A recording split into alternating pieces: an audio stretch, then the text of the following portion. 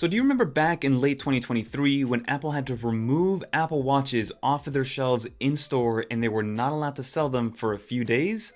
And that was all because they were being sued due to their blood oxygen sensor not being used how they were allowed to be using it. But now, about a year and a half later, it's coming back, but it's coming back in a different way. And we're going to talk all about it because I, for one, definitely miss the blood oxygen sensor. And if I'm paying $800 for a device that should have it, I'm hoping that I'll be able to use it, and it looks like we will be able to, but let's talk about it.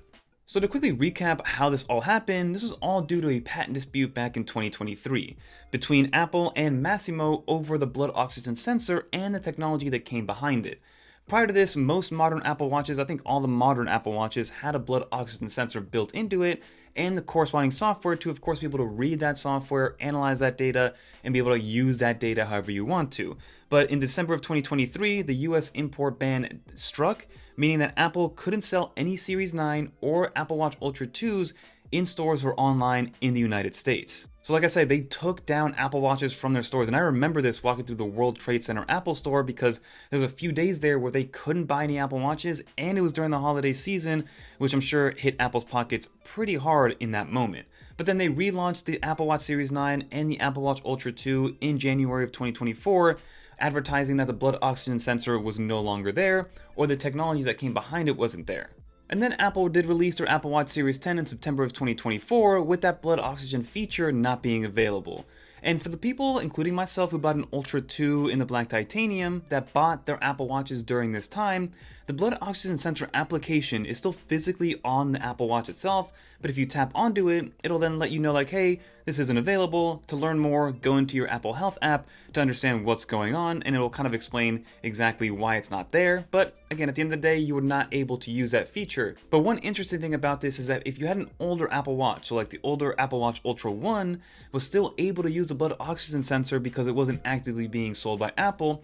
So there was that kind of weird situation where the Apple One Ultra 1 was actually a better product because it had a better sensor and a better feature than the Apple Watch Ultra 2 when they were forced to remove that feature for actively sold Apple Watches. So just something that did take into account whenever people were upgrading, quote unquote, to an Ultra 2 or the Ultra 2 in black titanium. Okay, so why is this important and what's going on today? So Apple did release a press release in their newsroom stating that the Apple Watch blood oxygen sensor is back in a different way though. The way that they're doing it this time around is, first and foremost, you need to be on iOS 18.6.1 and watchOS 11.6.1. Funny enough, if you're on the iOS 26 beta program, this will not be available. So I am on iOS 26 and iPadOS 26 and watchOS 26 on all of my devices, so I actually haven't been able to mess with this right now, but it will be available and is available for those people on 18.6.1 and 11.6.1 on watchOS. And this feature is being introduced into the Apple Watch Series 9, the Apple Watch Series 10, and the Apple Watch Ultra 2 as well.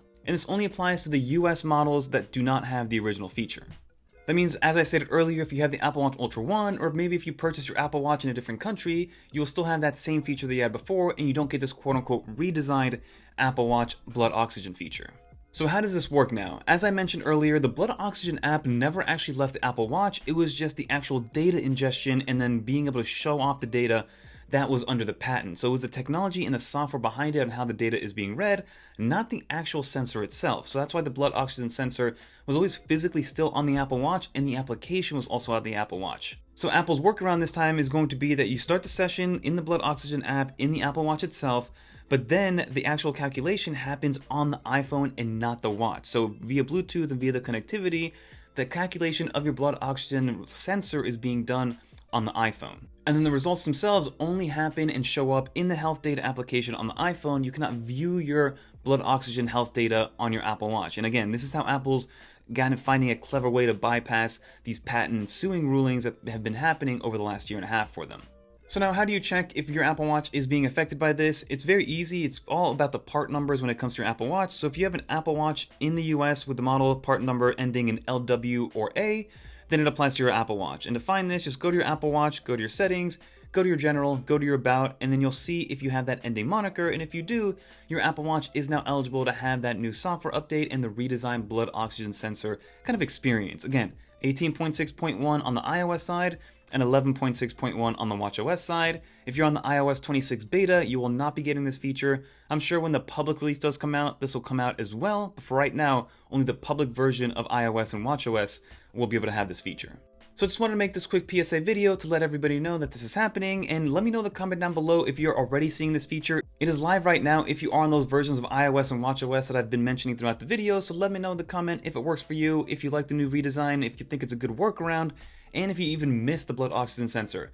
I for one definitely did, especially when the Vitals app came around with watchOS 11. I love seeing those 5 different metrics, with the oxygen level being the 5th metric.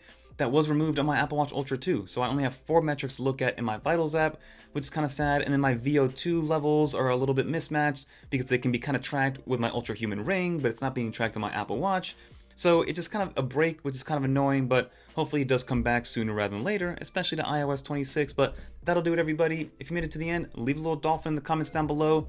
Let me know in the comment down below about what you think, and if you want to watch more Apple Watch Ultra stuff, click on one of these videos right here, like the fact that we're getting a brand new redesigned Apple Watch Ultra 3 in September. Peace, everybody.